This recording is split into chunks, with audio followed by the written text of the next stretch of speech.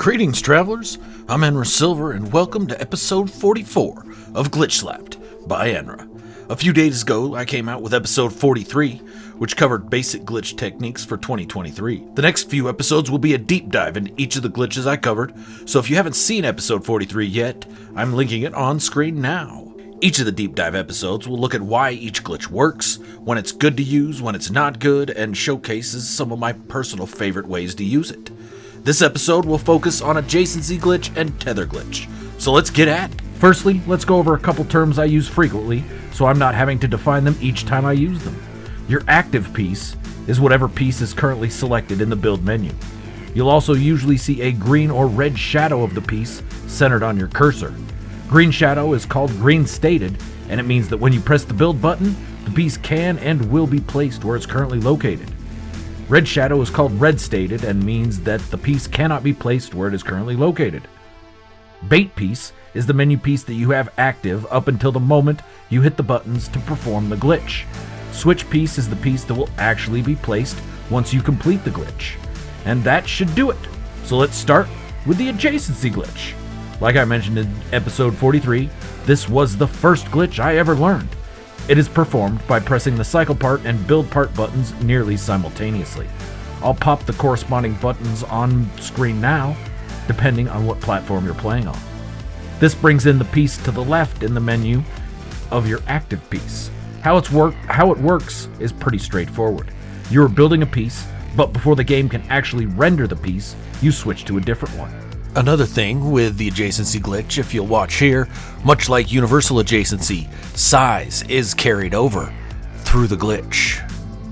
If you keep building your bait piece instead of the switch piece, it's possible your timing could be slightly off.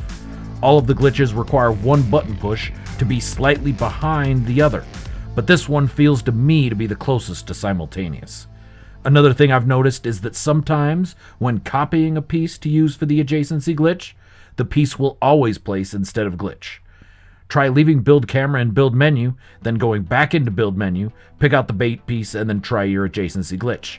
This always seems to work for me when I'm having trouble getting the adjacency glitch to work. Now let's look at several of the ways I use the adjacency glitch. If you've seen any of my other GlitchSlapped videos or watched a live stream, you'll know when I say I'm a fan of lightboxes, that's an understatement. I use lightboxes extensively, and the easiest way to turn lightboxes is through the lightbox to light floor adjacency. The basic floor to small floor, short wall to small wall, and wall to thin wall adjacencies are all incredibly useful for micro adjustments, as well as centering small floors on regular floor edges. Now, let's look at the tether glitch. I've included this glitch in the episode since there isn't much use for it at the current time, with one very important exception. To perform a tether glitch, you pick a piece out of the menu and enter the wire menu. This is done with triangle on PS. I'll put the Xbox and PC buttons on screen now. Once you have a wire tip, place it on any surface and press the build button. This will stick one end of the wire to that surface, and now you'll start pulling the actual wire out as you move the cursor away from the original point. If you press triangle again to drop out of wire menu, you'll have the original piece as your active piece. Now notice if you press triangle to go back into wire menu, you've still got the wire being pulled. Once out of the wire menu, the piece will be green or red stated, but if it's red stated, simply press the button to turn on free placement and the piece will green state. You can turn on free placement by pressing down on the D-pad for PS. I'll put the Xbox and PC buttons on screen now. Once the piece is green stated, you'll be able to place it. Notice as you move the cursor around that the piece tilts and twists like it was tethered to the point you stuck the first wire tip on. This can be used to get pieces placed at angles very easily, but it's also done by eye, so it's not very exact. There are more exact ways to get pieces placed at an angle, and they aren't much more difficult. This makes the tether glitch mostly obsolete, except for one very important wrinkle. Pick a piece out of the menu that has the ability to be resized. Drop into wire menu and place the first wire tip on a flat surface.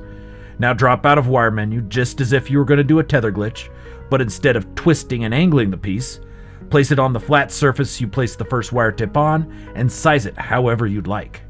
Now instead of simply placing the piece, perform a reverse wire glitch by pressing the build and wire menu buttons. On PS this is triangle and R2, I'll put Xbox and PC buttons on screen now. If done right, you'll have a wire stretched on the flat surface. The interesting thing about this wire is that it will be sized to the same degree the tethered piece was. You can now use the wire as your bait piece for universal adjacency glitches to get sized pieces placed. This can be useful in a couple ways. Using a sized wire for the UAG allows you much finer control over the orientation of the glitched in piece, as it will follow the direction of the wire pull, just like anything else that's wire glitched. Watch the orientation of these pill lights as they come in, with the wire being pulled different directions. You are also able to get wire tips into areas that you couldn't reach with normal UAGs. Well, that's gonna do it for the deep dive into adjacency and tether glitches. Thanks for watching. Hopefully you learned something you didn't know. I'm Enra Silver, and until next time, please do the YouTube things and keep on glitching.